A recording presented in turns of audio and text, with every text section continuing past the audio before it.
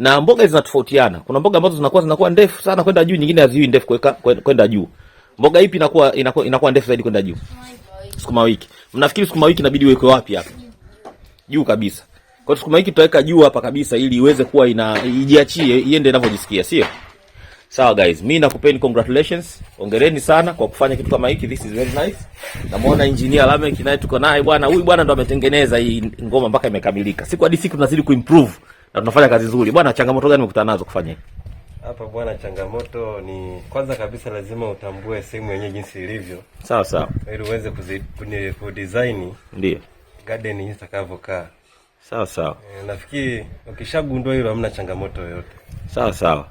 Zile za mwanzo zile tulikuwa tumefanya majaribio, nafikiri kwenye hii mpya tumeiboresha zaidi, sio? Na ndio inavyokuwa kwa mara ya kwanza, ukiwa na design lazima uchemshe kwanza. Sawa sawa. Lakini ukishagundua changamoto, ndio kwa kinachofuata lazima ufanye vizuri. Asante sana. Na mimi nimeona kweli kazi nzuri zaidi. Asante sana.